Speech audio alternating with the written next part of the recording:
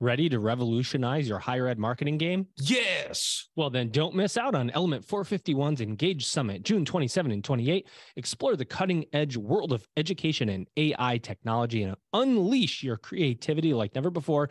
Register today at engage.element451.com and use promo code EdUp50 for $50 off.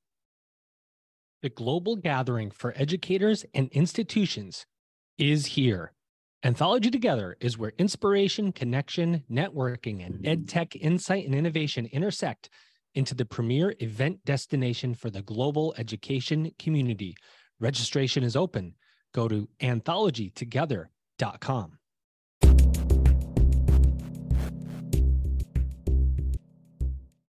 Welcome back, everybody. It's your time to EdUp on the EdUp Experience podcast, where we make education your business. This is Elvin Freitas coming back with you again. As you all know, I'm usually behind the scenes, but sometimes I come out and I'm in front. And when I do, it's because we got some really cool, interesting people that I want to speak with. So first, before we get into that, I just want to say thank you to everyone who has purchased the book, Commencement, the Beginning of a New Era in Higher Education. It has sold thousands. We've had people buy bulk orders, and we're super excited about that. So if you want to learn more, go to edupexperience.com and look for Commencement, the book. It's right there. Also, by the time this comes out, we're going to be going to a whole bunch of different places doing podcasts. I'm actually going to Colombia, which I'm very excited about, to do some podcasting there. And then we'll end up going to go to Orlando, and then Nashville, and then maybe even Qatar, Doha, Qatar, end of this year. So it's been an amazing year so far. Thank you all so much for the support. All right, enough about that. Let's get into our episode. So very excited to bring my guest co-host, who has been on quite a few times now. And I think she's one of the first guest co-hosts way back when. So you know her, and I'm sure you look forward to having her back. She is the one, the only Lisa Hanukkah, Senior Director of Account Management at HighSpot. Lisa, how you doing?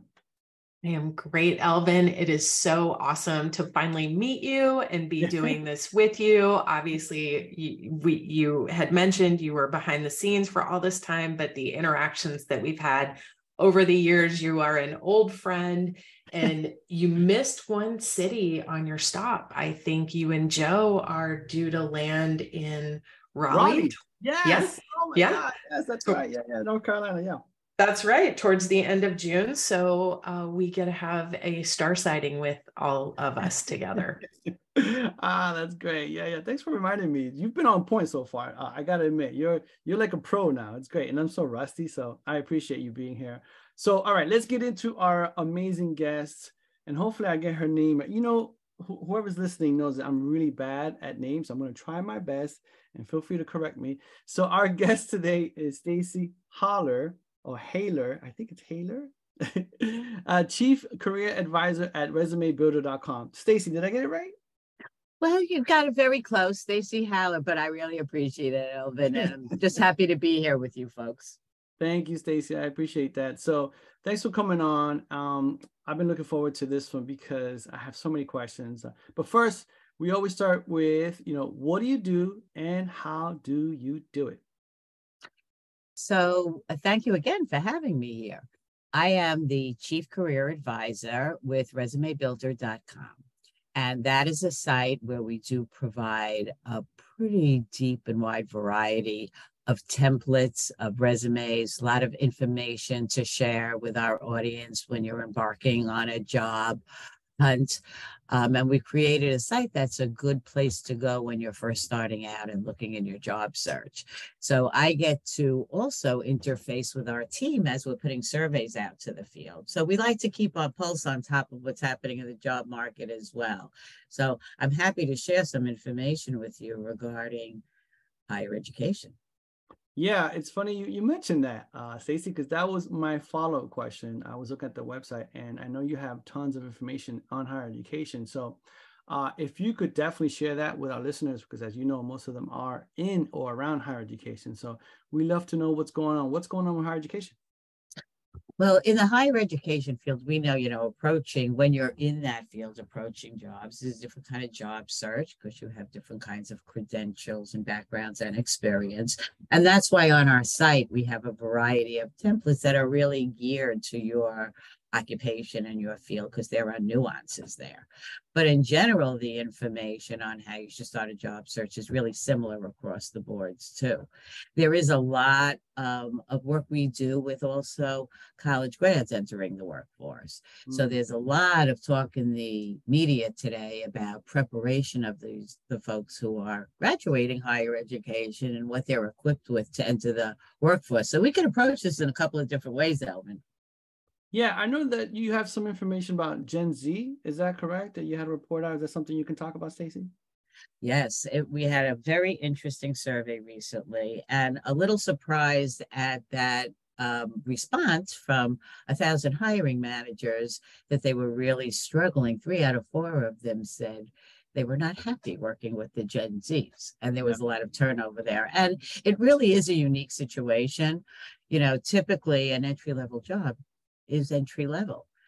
But in the last few years, this generation really did not come into the workforce with the same kind of foundation that other generations have in terms of not working remote, actually being in an office and interfacing with people and having an opportunity to build their soft skills, which I really prefer calling professional skills. And so the generation came in a little less prepared than most, and hiring managers and corporations were not at all prepared to deal with that.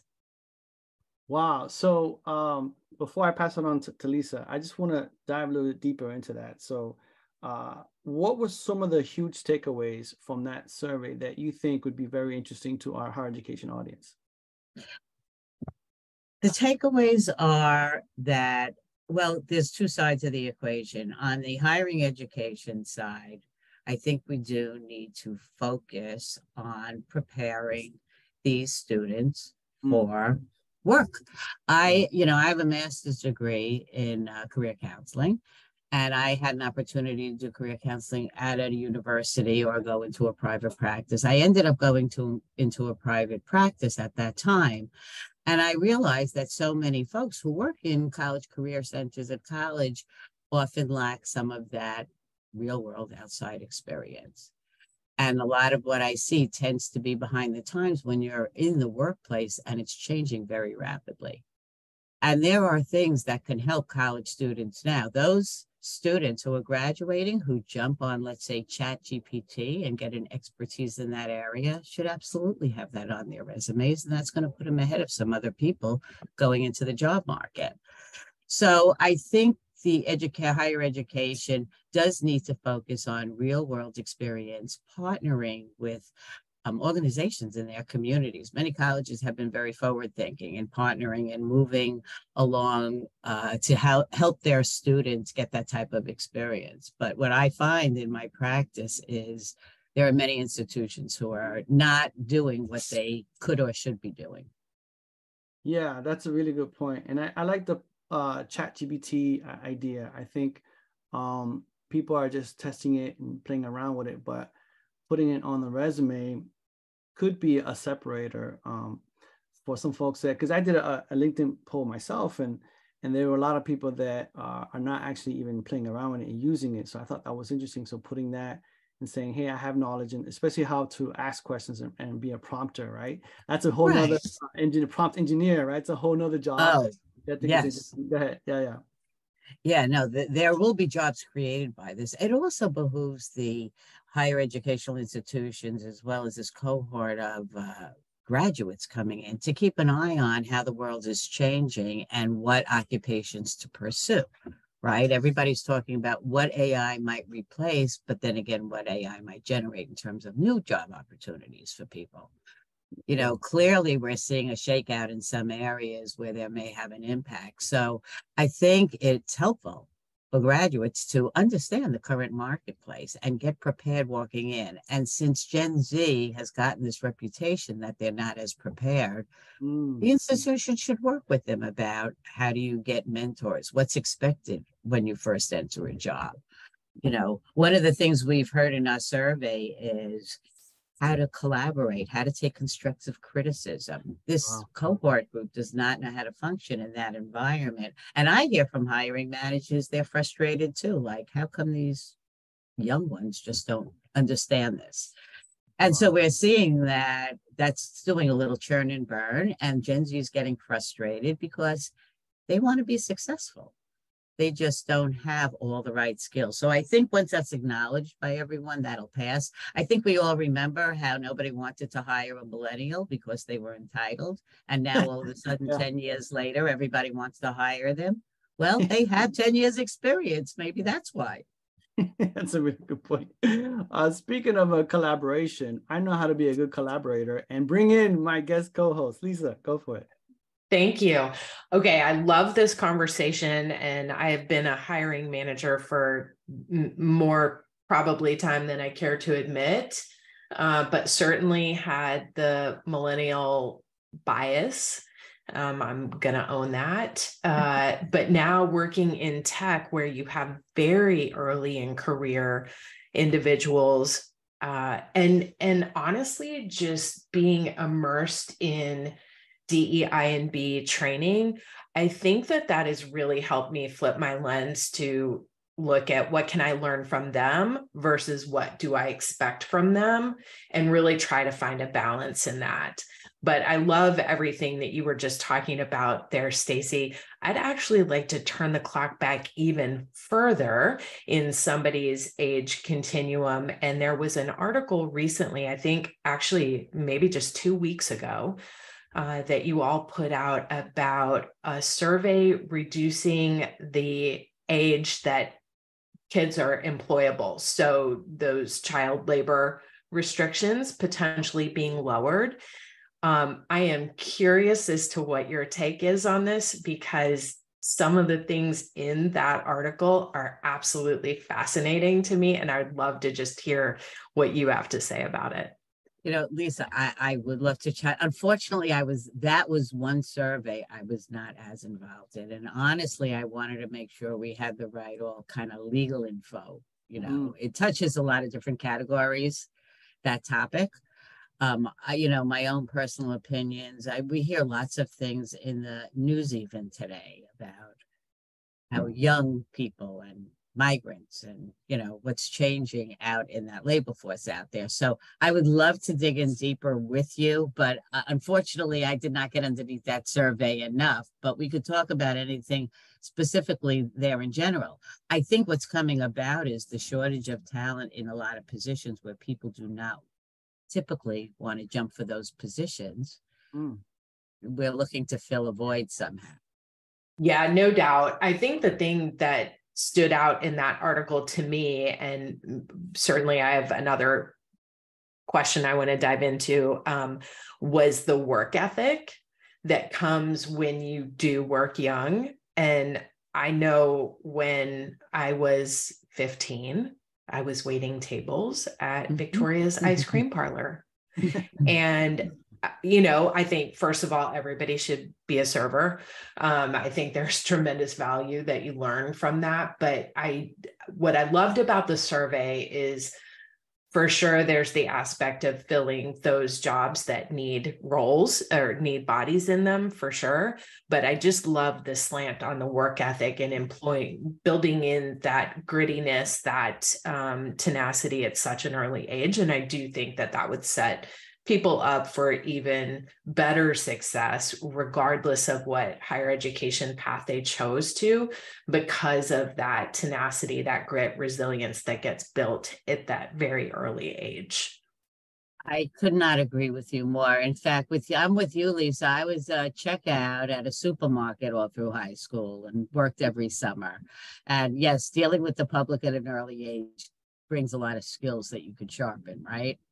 Yes. But I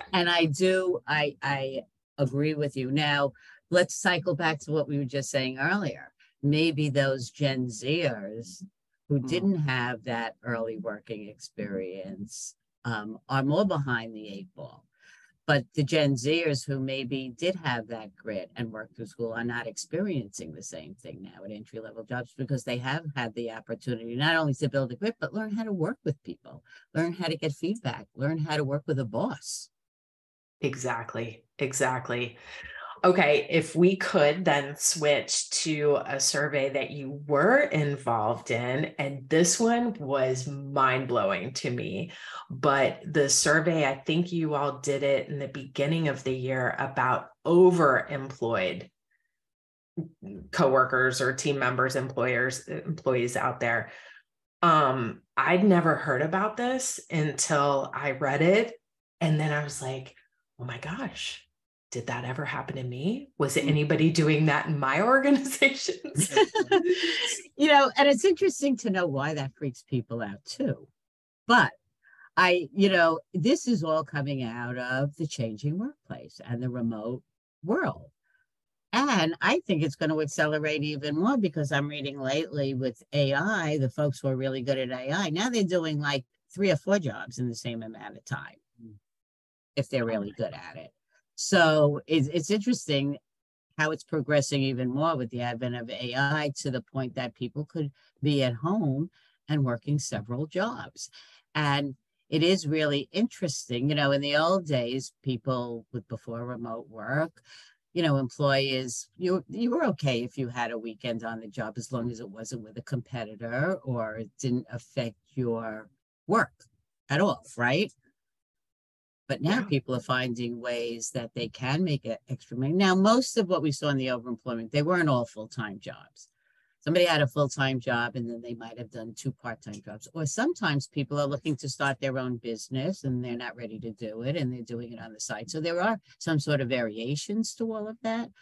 But with the advent of working remote and flex work hours and people really more focused on how are you doing the job? Are you getting it done on time? And are you still being productive? That's what they're going to have to focus and care about. Yeah. And go ahead, Lisa. You want to continue? Elvin, I'll pass it off to you in right after this. Okay. Just for the benefit of our audience, because again, my mind was blown. 80% of almost 1,300 respondents said that they had worked 2 or more remote jobs at the same time. Holy cow, 80%. That is crazy. So crazy.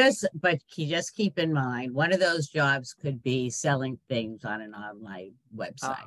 Got it. Right? I mean, let's keep in mind that's why I wanted to make sure you realize, at least I know it is a little crazy to think about that, right? Because there aren't enough hours in the day. Nobody has that amount of time. How does somebody physically do that, right? And still have a life. Yeah. So realize it is the change. It's remote. It's what they're actually doing for that job. What I saw this past few weeks that made me take more notice is how people are using AI to advance that. So let's say you're a copywriter and you're doing content for other people, as a side gig. Yeah. Well, it maybe used to take you 3 or 4 hours to do that job, and now you're using AI and it takes you an hour and a half. Yeah.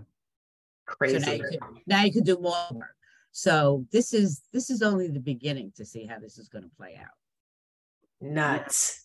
Yeah, I know it is crazy. And it's like the creator economy, that I keep reading about. Everybody wants to create and the side gigs, and everybody wants to be like an entrepreneur on the side. And so that's part of it.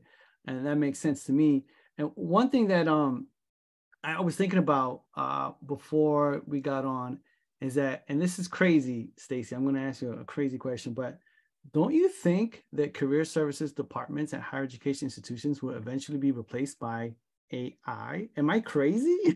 I mean, where does the human come in now? It's just like, okay, well, I'm glad you're asking that because we still need humans, all right? But what I think it may replace, working 3 days to put somebody's resume together, but AI is not going to work with somebody on how do you interview? How do you interface with people?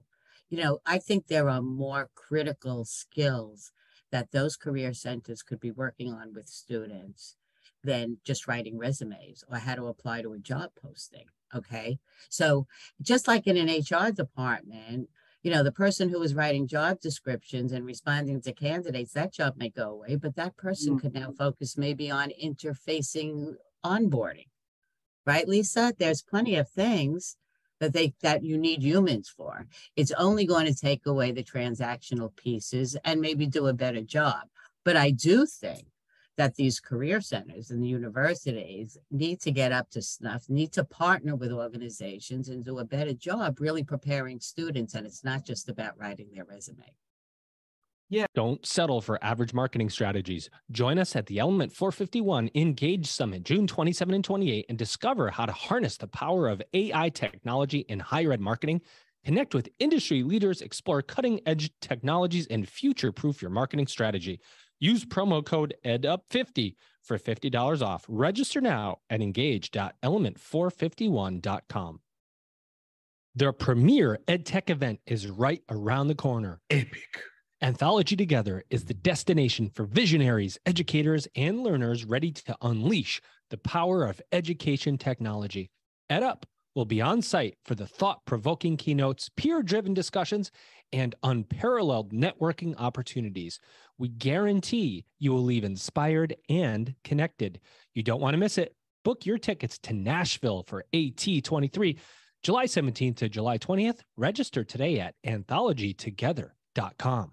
And I do want to touch upon that, actually. Can you kind of talk about who are these organizations in higher ed should be partnering up with? Because we've been doing so many episodes, and the one word we keep hearing over and over and over again in terms of the future of education is partnerships, partnerships, partnerships. But in terms of career development and careers resources, what specific organization is it? Organizations like your Resume Builder, other organizations, and what? No,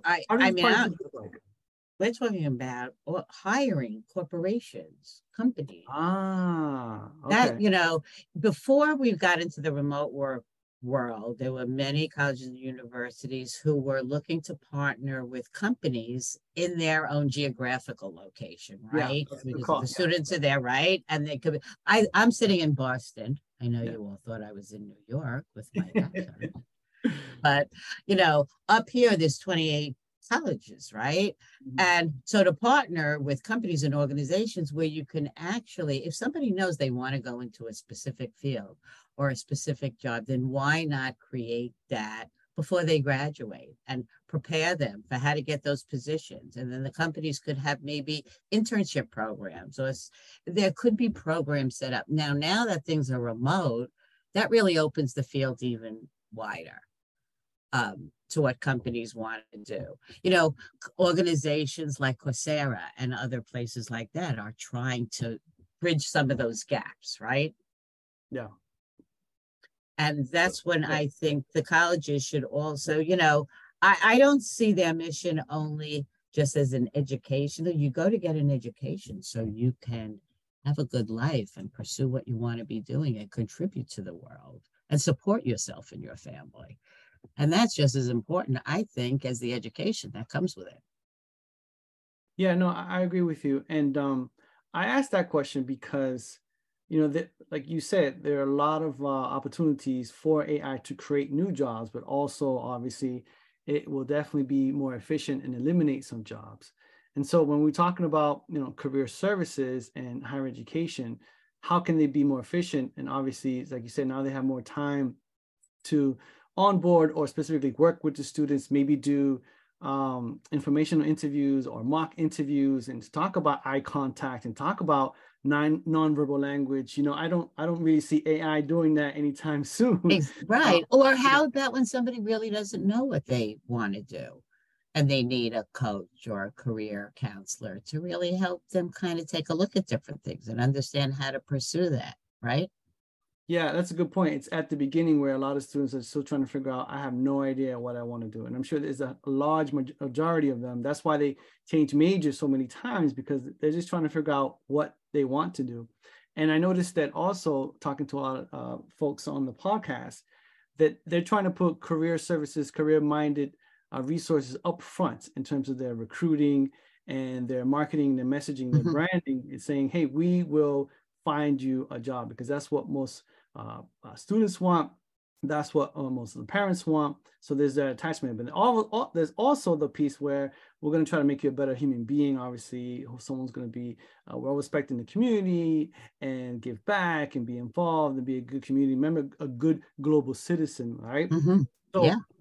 So have you seen companies pushing, especially in higher education, and from your background, pushing that career services, job readiness more towards the front on your side? And if so, are you a part of that conversation? And then what's your involvement? Yeah, I am really not as involved. We don't see it from that aspect, so I really can't give you feedback from that world. You know, from our perspective, we're looking at the whole spectrum of the workforce out there and looking at all different things. We haven't dove in as far in that area too, but they're going to have to move in that direction, or else they're going to become antiquated.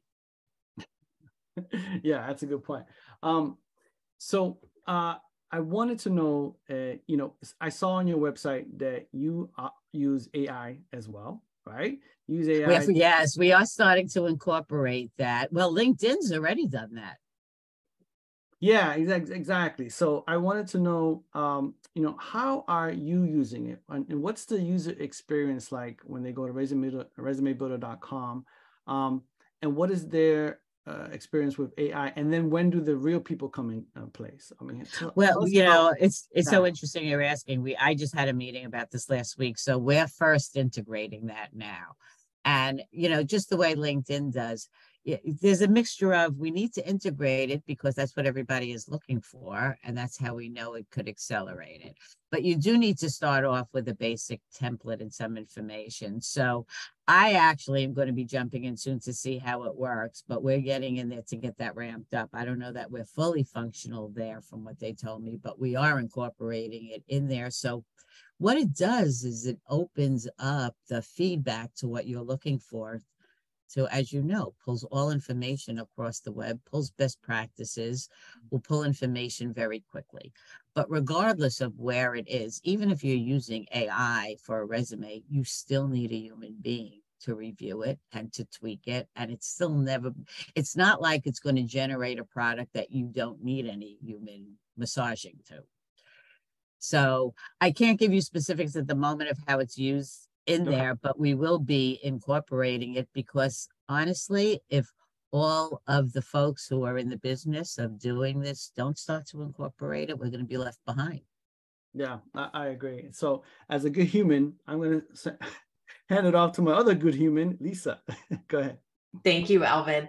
So Stacie, going back, you had talked right there in your opening and used a different phrase. So the popular phrase is soft skills, and you talked about it in professional skills, of which I totally agree with you. And then obviously your team is offering support services, guidance, and coaching to people that come through your organization on how to highlight critical thinking and how to highlight collaboration skills, both of which are absolutely table stakes in today's workplace. So for the benefit of everybody listening, can you give them 2 or 3 ideas and concepts that they could apply today to help illustrate that in their resumes or even in their interviews? That's a great question, Lisa. Yes, and it is important. And I am on my little personal campaign to call them professional skills and not soft skills, because the word soft implies that it's not important or as important. And they're tremendously important. And we're even seeing that importance is growing just by virtue of a lot of the conversation we're having today. So when graduates are coming out of school and they're looking at their resume, take a look at what you have done throughout your education, where you've used these skills, but they might not be immediately thought of. For instance, if you work with teams on projects, that's collaboration skills, that's teamwork skills. So outside of listing those skills under a skills section, right, everybody has to list the technical skills, Word, Office, Excel, whatever you have. We're also looking for those professional skills, team building, collaboration, honest feedback, things that we all interface with in the environment.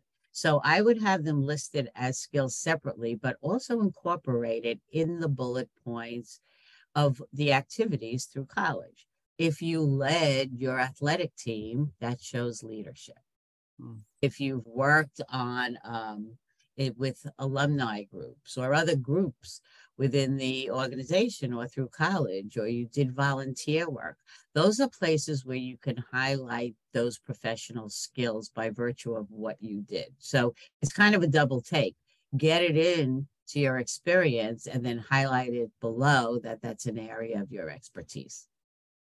I love Does what that you help, just Lisa? Oh, it does. And what I love about it is that sometimes when people hear, okay, this is what's going to be valued in the workplace, collaboration, being able to take coaching and feedback, critical thinking, oh gosh, now I have to go do one more thing. But what I'm hearing you say is you're actually already doing it. Let us help you package that and tell your story better. Is that fair? Well, yeah, first I want them to realize they do have those skills. You know, nobody's labeled it for them. And once, you know, a coach, a counselor, when they're embarking on this, they understand that they have some of their skills, then they need to articulate what they did and what effect it did. So they could bring it into their conversations or bring it up. Because since hiring managers are thinking they don't have these skills, I think some of them do have the skills, they don't realize it, and they could lean on that experience in the workforce once they get to the job. So it is a matter of them knowing what it is and knowing how to relate that when they're interviewing for a position.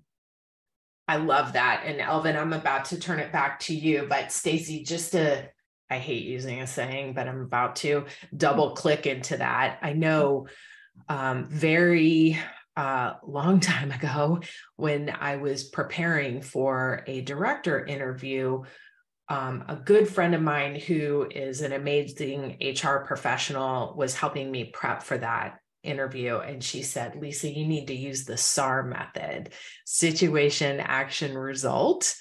And if you do that, then you can complete that full entire story. Is that something that you work with your candidates on as well? Or has that maybe evolved to something better? No, it still holds, you know, it's all about just what you said. What is your story? How do you tell your story in context? That's how you show somebody the value of your experience, right? This was my situation. This is what I was confronted with. Because many interviewers use behavioral interviewing, which is where they're going to ask somebody, tell me about a time. So they might say, tell me about a time where someone asked you to do something and you didn't know how to do it. What did you do? So somebody who's coming out of college could relate that to getting an assignment that they had from a teacher and they didn't quite understand it. And what did they do? It's a matter of understanding how to make the college experience relatable in the workforce, because it is relatable. And if someone needs a coach or a counselor to help them do that, get that help, because that is going to help you get that job. I love that. I love that. And speaking, you know, again, from an interviewer and hiring manager, I do ask those behavioral questions. Mm-hmm.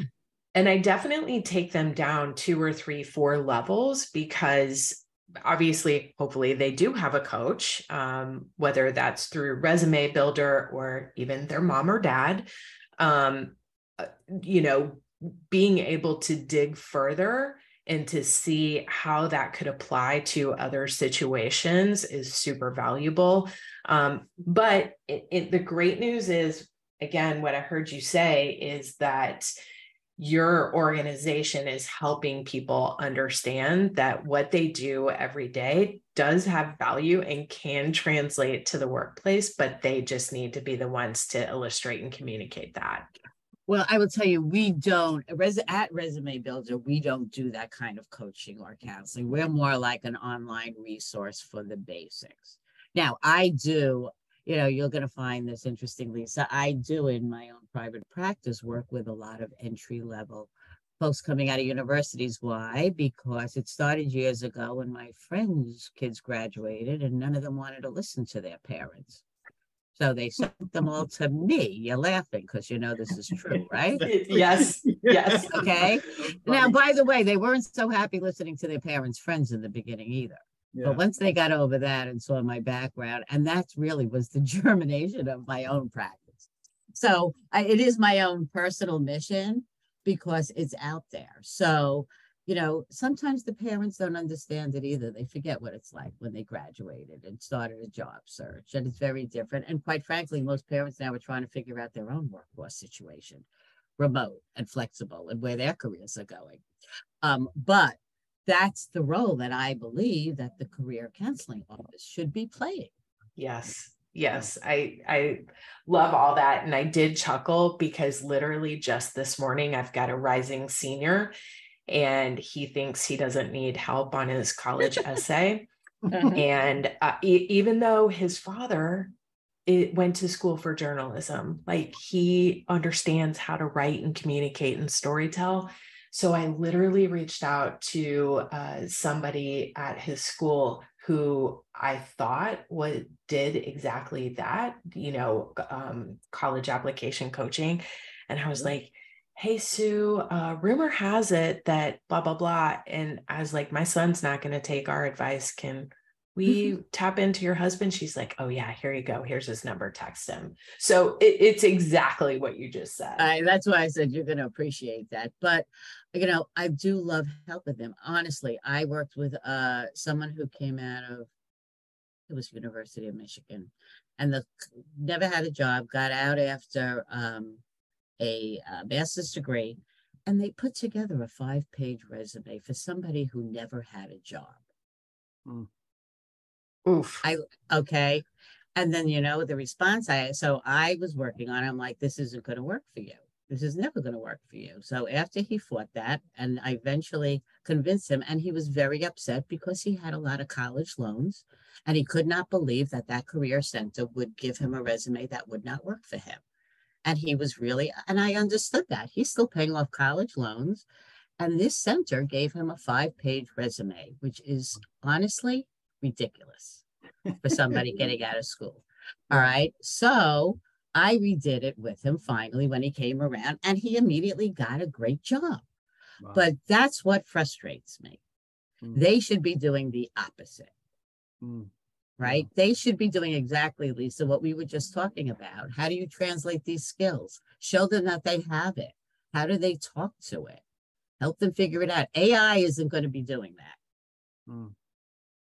Wow, Stacie, this has been great. I appreciate your time. We want to wrap up, and we want to ask you the last 2 questions that we ask everyone. First is, what did we not ask you today about resumebuilder.com? Something that maybe you wanted us to ask, but we didn't, or anything that you got coming up that you want to announce, any events, any programs, anything that you just want to cover right now that we need a chance to cover. And then second would be, what do you see as the future of higher education?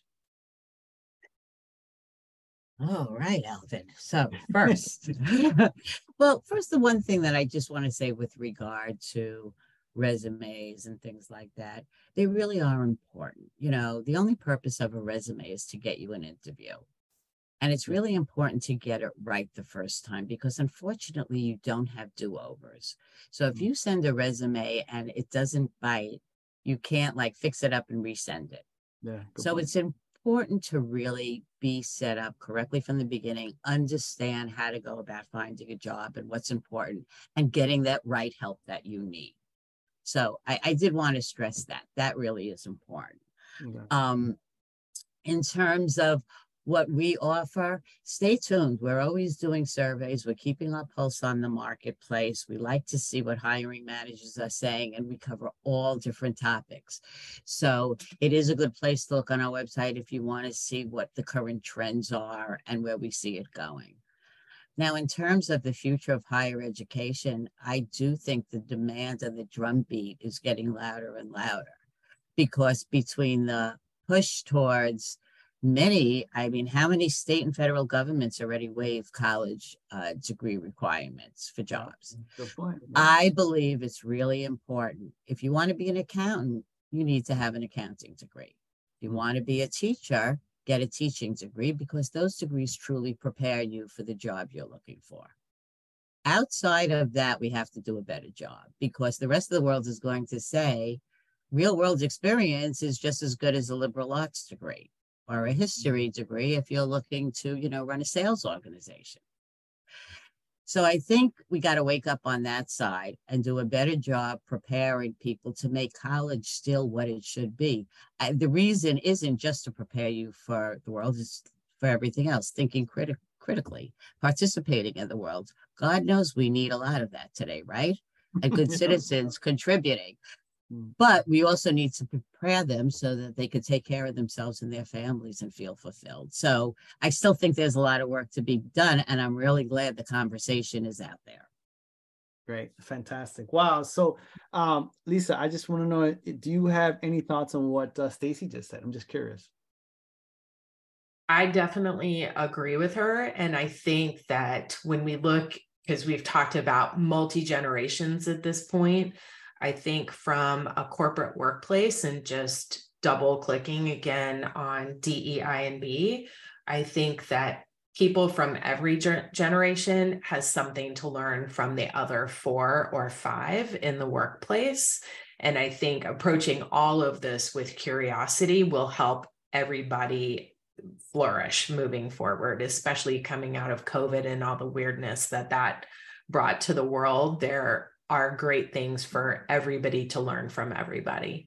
Yeah, it's funny you mentioned curiosity, because again, another trend that I've been hearing on all of our podcasts is that curiosity mindset, which is so important for young children all the way on up to keep that mindset, because I think, we're kind of born with that. Just my opinion, we're born with being curious, but then we kind of lose it as we move on and we get older. So to keep that for that lifelong learning process, that, it's ideal, is key. So I love that you said curiosity too. Yeah. Yeah, go ahead. I was just going to add, one of the pluses we're hearing about Gen Z is they're not sitting with the status quo. They are challenging us. Yeah. Yeah. And, that comes from the curiosity too. Well, this shouldn't have to always be like this. And that is a plus. So we could count on them to help move that too. Yeah, that's a good point. Yeah, I have a 7-year-old daughter, and our mantra is, always be confident and curious. And so, boy, does she do that. She is constantly curious and pushing back. Why do I have to do this? Explain it to me. How does this work? So I created my own nightmare. It's all good though. I love her. Okay, this has been amazing. Thank you so much. First, I want to outro my guest co-host, who's been on so many times, and she's wonderful, and always appreciate her time. Lisa Honaker, Senior Director of Account Management at HighSpot. Thank you so much, Lisa. Thank you so much. Always a pleasure. Awesome.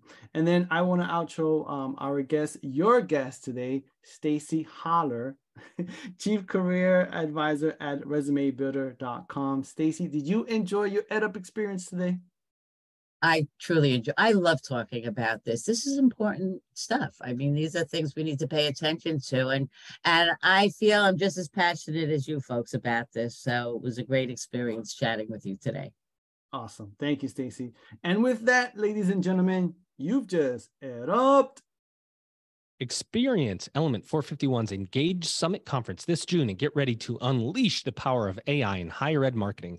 Deep dive into how this emerging tech will revolutionize the education landscape, from personalized student engagement to turbocharging your marketing efforts with AI. These sessions are guaranteed to help you smash your enrollment goals. Connect with like-minded professionals, explore cutting-edge ed tech products and services, and leave with the knowledge to supercharge your institution's growth. Don't wait. Register now at engage.element451.com and seize your chance to lead the pack in the AI-driven education revolution. Use promo code EdUp50 for $50 off your registration. Now, what can you expect at AT23? That's Anthology Together 2023. Well, expect to look into the future, expand your network, and explore solutions with experts. You're going to hear from industry thought leaders. You're going to connect with countless opportunities and people representing different institutions across the globe. You might even get to test out some new tech and help drive future anthology technology. That's right, Anthology Together. Registration is open at anthologytogether.com.